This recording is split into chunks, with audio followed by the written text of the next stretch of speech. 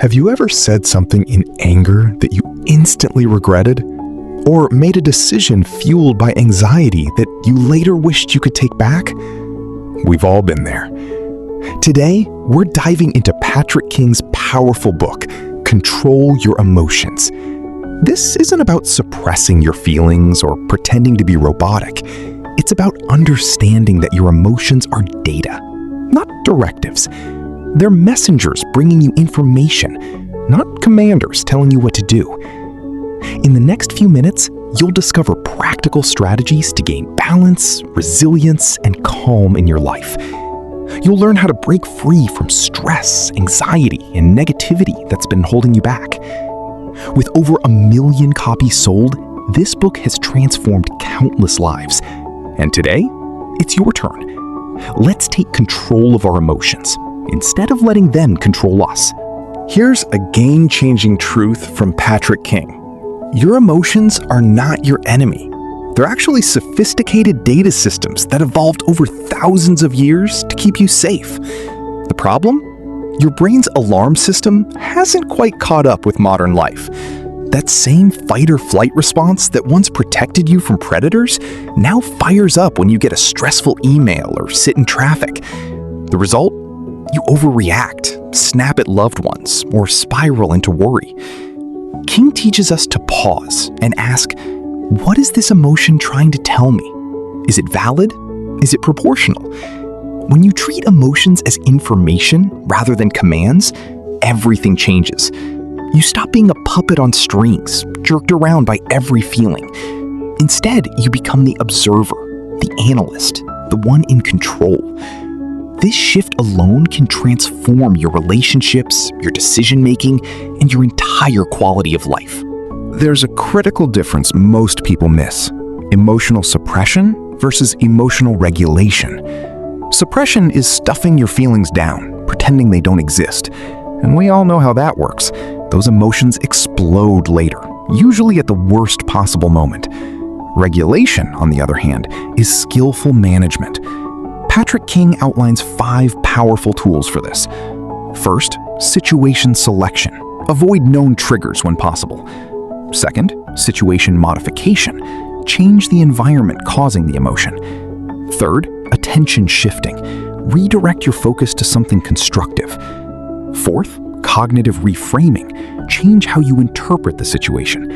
And fifth, response modulation. Manage your physical reaction through breathing or movement.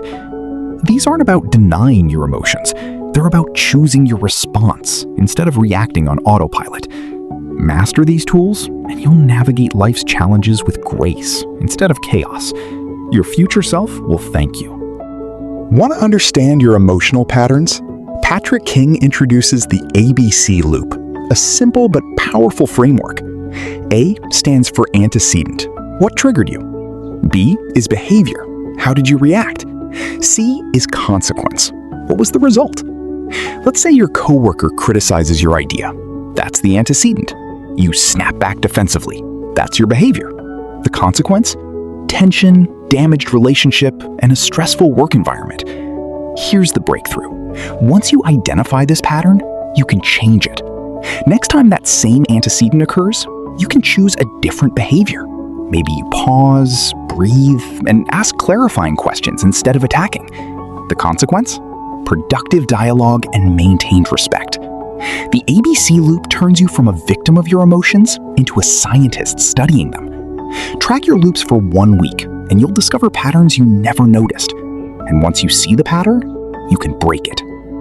Your inner dialogue is scripting your life right now. Patrick King emphasizes this crucial point. The world is often neutral. It's your internal narration that paints it with fear or possibility. Listen to your self-talk for 1 day. Do you hear, "I can't handle this," or "I'll figure it out"? "I always mess up," or "I'm learning and growing"? These aren't just thoughts, they're self-fulfilling prophecies. Negative self-talk activates your stress response, clouds your judgment, and sabotages your performance. Positive, realistic self-talk does the opposite. King suggests catching your negative thoughts and reframing them. Instead of "this is impossible," try This is challenging, but I can take it step by step. Instead of, I'm not good enough, try, I'm capable and I'm improving. This isn't fake positivity, it's accurate thinking. You're not denying difficulties, you're acknowledging your ability to face them. Change your inner voice, and you change your entire life trajectory. Mindfulness isn't some mystical spiritual practice.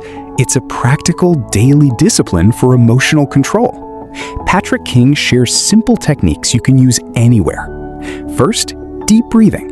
Inhale for 4 counts, hold for 4, exhale for 6. This activates your parasympathetic nervous system, instantly calming your stress response. Second, the body scan. Mentally check in with each part of your body, noticing tension without judgment. Third, the 5-4-3-2-1 grounding technique. Identify 5 things you see, 4 you can touch, 3 you hear, 2 you smell, and 1 you taste. This pulls you out of anxious thoughts and into the present moment. Here's why this matters. Most emotional suffering comes from ruminating about the past or worrying about the future. Mindfulness anchors you in the now, where you actually have power to act.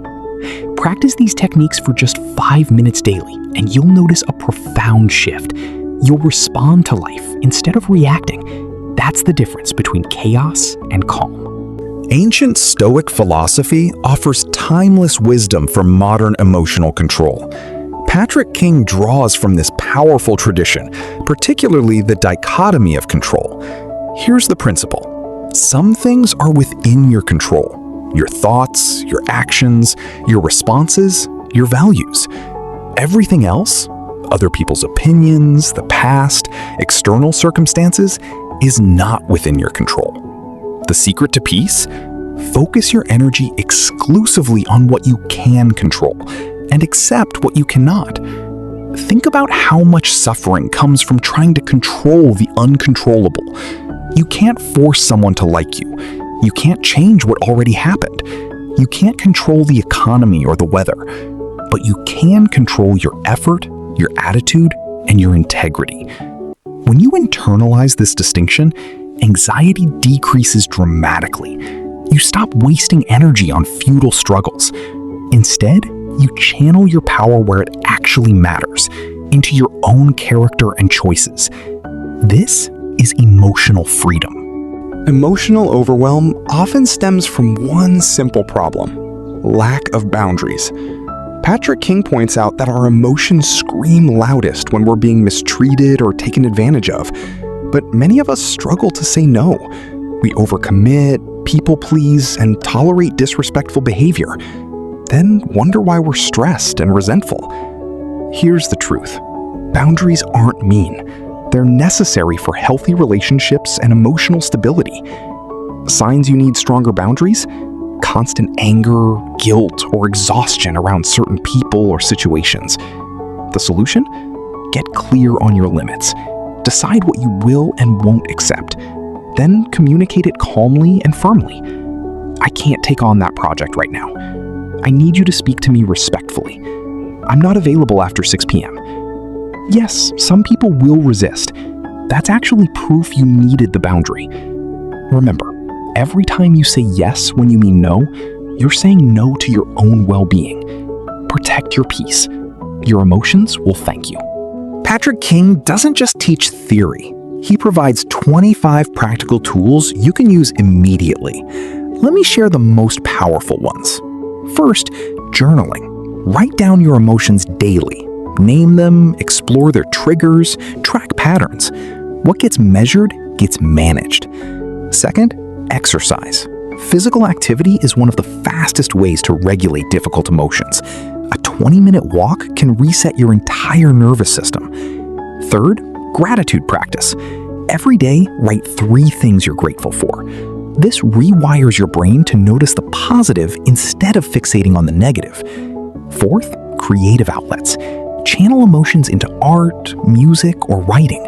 Expression is healing. Fifth, build your support system. Surround yourself with people who uplift and challenge you. You become like the 5 people you spend the most time with. Sixth, sleep and nutrition. You can't regulate emotions when you're exhausted and fueled by junk food. Take care of your body. These aren't quick fixes, they're lifestyle changes. Implement even 3 of these consistently, and you'll see transformation within weeks. Here's the ultimate message from Control Your Emotions. You are not at the mercy of your feelings. Patrick King reminds us that emotions are messengers, not masters. They provide valuable information, but they don't get to drive the car. You do. This book doesn't promise perfection. Emotional control isn't about never feeling angry, sad, or anxious. It's about developing the awareness to pause, the wisdom to understand, and the skill to choose your response. It's about moving from reaction to intention, from chaos to calm, from victim to empowered creator of your life. The strategies in this book, understanding the ABC loop, regulating instead of suppressing, practicing mindfulness, setting boundaries, these are muscles you build through practice. Start small. Pick one technique and use it today. Notice what happens. Then add another. Over time, these small choices compound into profound transformation. You have the power to control your emotions, not by fighting them, but by understanding them. The journey starts now. Take that first step.